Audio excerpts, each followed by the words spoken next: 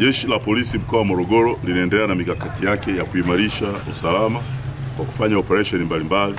Katika operesheni hiyo limefanikiwa kuwakamata watuhumiwa 6 wa makosa mbalimbali kwa kipindi cha kuanzia Oktoba mosi 2025 hadi sasa katika wilaya ya Kilombero, Morogoro na Mvomero.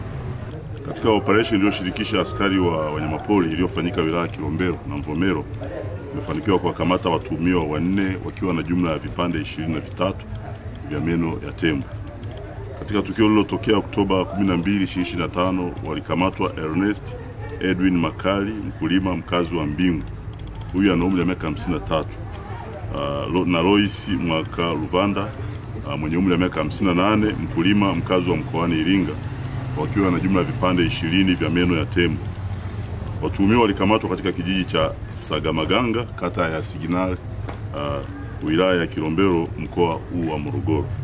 Aidha, Oktoba 15, 2025, katika kijiji cha Kidudwe, kata ya Mtibwa, wilaya ya Mvomero, walikamatwa Athmani Sadiki Mtai mwenye umri wa miaka 32, ni mkulima mkazi wa Kidudwe, na Ayubu Zakaria Kasian, huyu ana umri wa miaka 18.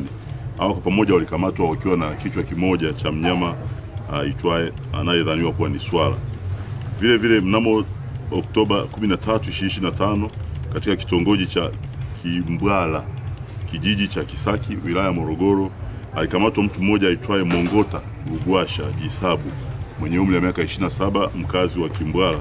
Huyu alikamatwa akiwa na vipande 3 vya meno ya tembo.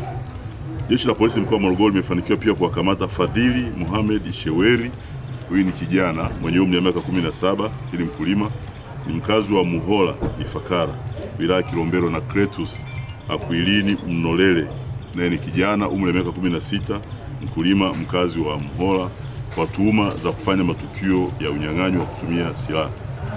Vijana hawa walifanya tukio hili Oktoba 17, 2025 majira ya usiku huko katika eneo la Uwanja wa Taifa, kata ya Viwanja 60, wilaya ya Kilombero, ambapo watuhumiwa kwa pamoja walipora pikipiki MC 155 DYR na kumtelekeza kijana aliyekuwa amemkodi. Mbinu waliotumia ni kumkodi kama abiria na baadaye kumkaba na kumtelekeza. Lakini kwa jitihada za jeshi la polisi, vijana hao pamoja na pikipiki wamefanikiwa kukamatwa na saizi wanasubiri hatua zingine zinazohusiana na haki jinai.